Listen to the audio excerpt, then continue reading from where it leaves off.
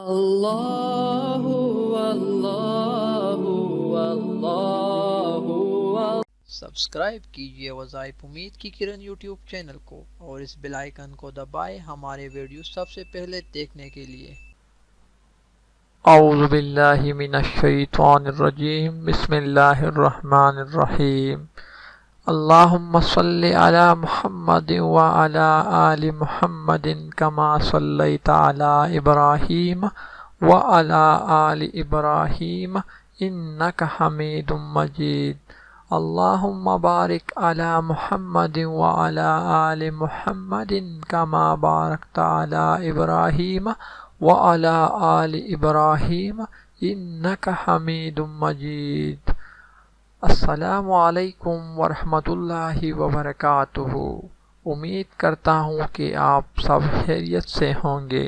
ہمیشہ کی طرح آج نئی ویڈیو اور نئی ٹاپک کے ساتھ آپ کی خدمت میں حاضر ہوں۔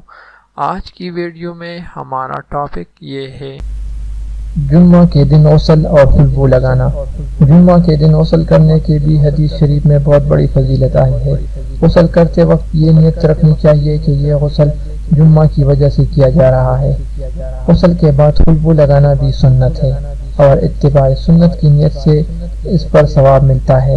حضرت ابو ایوب انصاری رضی اللہ تعالی عنہ سے روایت ہے کہ حضرت محمد صلی اللہ علیہ وآلہ وسلم نے ارشاد فرمایا، جو شخص جمعہ کے دن غسل کرے اور اگر اس کے پاس خوشبو ہو تو خوشبو لگائے اور اچھے کپڑے پہنے، پھر گھر سے نکل کر مسجد میں آئے، وہاں جتنی چاہے رکعتیں پڑھے اور کسی کو تکلیف نہ پہنچائے، پھر خاموش رہے یہاں تک کہ نماز پوری ہو جائے، تو اس کا یہ عمل اس جمعے سے اگلے جمعے تک صغیرہ گناہوں کا کفارہ ہو جاتا ہے۔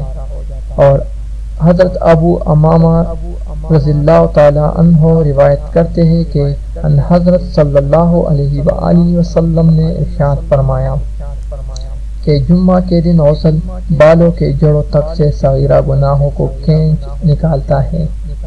جمعہ کے دن غسل کرنے اور خوشبو لگانے کے بعد جس قدر جلد ممکن ہو مسجد کی طرف جانا چاہیے۔